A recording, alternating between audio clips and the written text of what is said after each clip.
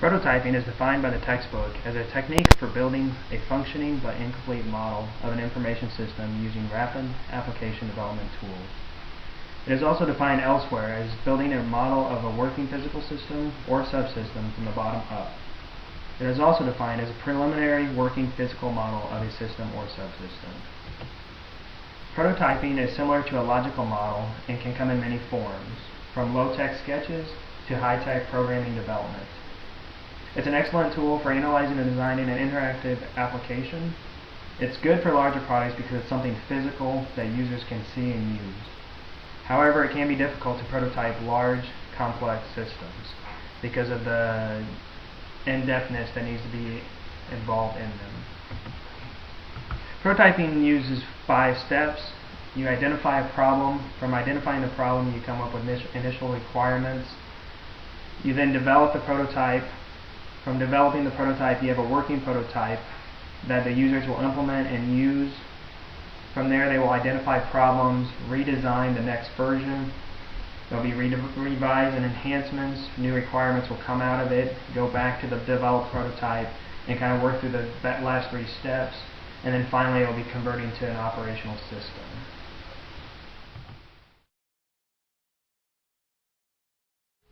Some of the advantages of prototyping include that it requires active end-user participation, which increases end-user support and enhances the morale because of its realistic qualities. Developers receive quantifiable feedback from users because users are able to realize their requirements before the actual implementation. It allows users to know what to expect since they can see, touch, feel, and experience the system in advance. It can help to reduce development time by identifying and eliminating errors in advance and allow end users to make changes before the final product is produced. It is more advanced than a typical paper design because there are fewer errors. It can increase creativity because it allows for quicker user feedback, and ultimately it results in higher user satisfaction. Disadvantages include it can be an insufficient analysis. There can be maintenance problems with the prototype itself. It can lead to premature commitment to the design. Users may expect that the system will be exactly the same as the prototype. It can lead to scope creep, expanding beyond the original plans.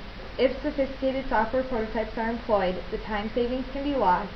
It cannot completely replace paper specifications and could lead to incomplete documentation.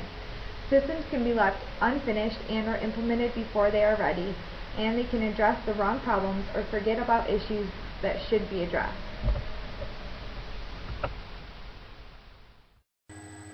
The main goal of design is to capture and gather data into a format that's suitable for the computer.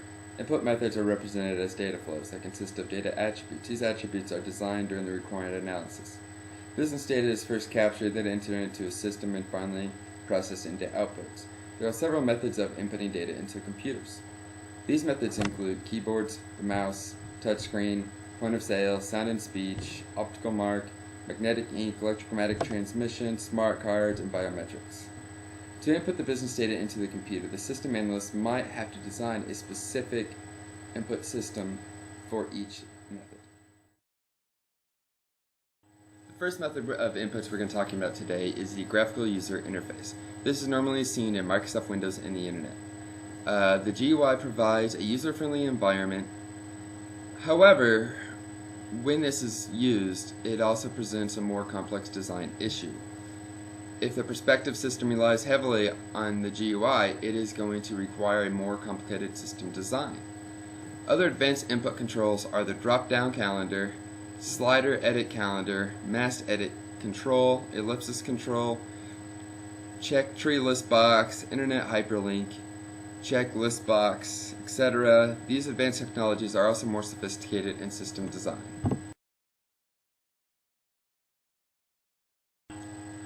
The newest input technology that sticks out the most to me is the Apple Magic Mouse. The Magic Mouse has redefined what a mouse should do. In addition to being a smooth, seamless top-shell design that acts as 1 or 2 buttons, the Magic Mouse also features a multi-touch surface with gesture support. This allows you to scroll vertically, horizontally, diagonally, or in a full 360 degrees simply by touching anywhere on the top surface. This is similar to what you guys are seeing with the iPhone. Now, with a greater surface area for scrolling, you can also get around a long timeline in a movie, get through lengthy web pages around images more efficiently. You can also swipe through photos with just a swipe of 2 fingers. It is the most advanced Apple mouse ever made. Like I said, you have the choice in between 1 or 2 buttons, and all it really do to configure that is to go into your system preferences.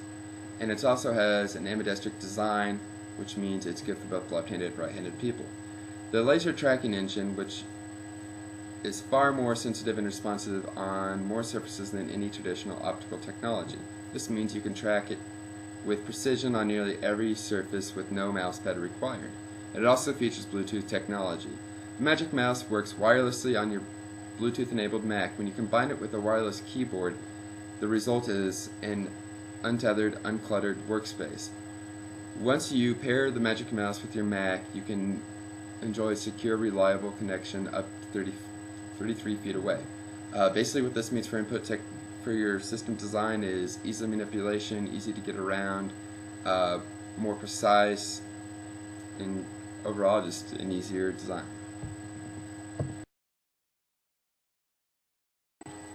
Those are just some of the few examples of the advancement in input technology. With each advancement, the jobs of the analysts and designers should be getting more easy, more efficient, and overall more effective. However, with each piece of new technology, there is going to be a learning curve, which could cause some problems or even errors in the future, which each piece of input technology isn't going to be worth anything if it produces errors. So everything should be taken in stride. It should be learned well before it is inputted into actually full use into the system.